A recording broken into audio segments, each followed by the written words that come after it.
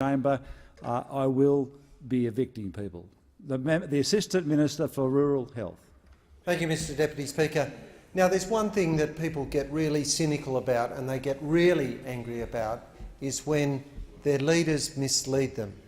And what have we seen in this last election campaign? The very misleading Mediscare tactics of sending texts out days before the election telling people that the coalition government is going to privatise medicine or privatise Medicare. Nothing is further from the truth.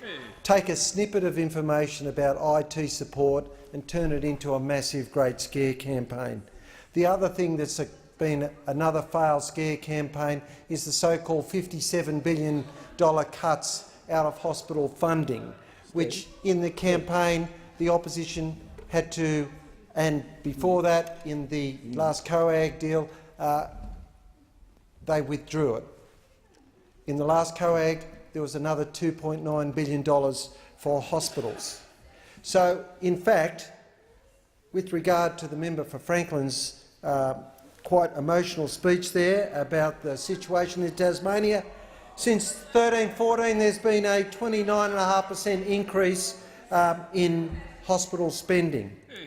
So look, I know why they've brought out, whenever things are going badly there, they wheel out the regular emotional argument. Now, I know they've got problems in the Senate with members up there or senators that have caught the attention of the Australian public, whether they are doing that for that alone or because they're bereft of other positive ideas. But this whole MPI is suggesting that there are cuts.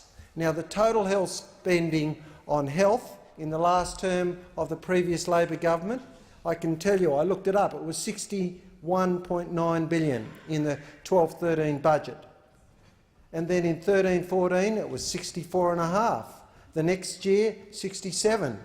The next year, 69.1, and in the last budget, the total health spend was $71.4 billion. In the Medicare spending, there's been 17 million more bulk billing episodes, 23 billion per year, 4 billion over the next 4 years. So when you're going to discuss cuts, you actually have to have the figures to back it up, not an emotional argument. It's the old chestnut of the ALP's argument. They have an emotional argument rather than a factual one.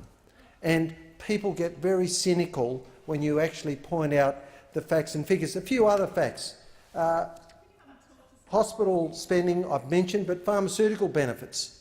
In the last term of the coalition government and just after, there's been another $4.5 billion worth of drugs put on to the pharmaceutical benefit scheme, whether it's drugs for ovarian cancer or the diabetes drugs that were just announced, or hepatitis C drugs or other cancer drugs, melanoma drugs. That's $4.5 billion.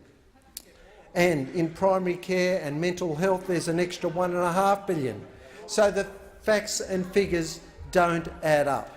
They just don't add up. Now, what we've done is we have a lot of rural health initiatives. We've got a commitment to develop and deliver an integrated rural training program, appointing a rural health commissioner, courtesy of the advocacy of Mr Deputy Speaker. We have a cancer centre being delivered in Dubbo. So instead of hundreds of kilometres of travel for hundreds and thousands of people, they'll be getting first-class cancer care in Dubbo, and congratulate you on your efforts there. We've committed $11 million extra to the Royal Flying Doctor Service. All these focuses on delivering for rural, regional and remote care. As I mentioned, we've got a good track record on the pharmaceutical benefit scheme. In aged care, we have got extra funding. And the other thing that we've done most recently is announce the healthcare homes, an initiative for people with chronic diseases. And that will mean that the care for people with complex multifactorial illnesses will be focused in one place, rather than it being disparate and disjointed. And that is an initiative that was actually proposed during the period of the previous Labor government, but they didn't even follow their own advice. And it's a great initiative that it is actually coming to fruition. The member's time has expired.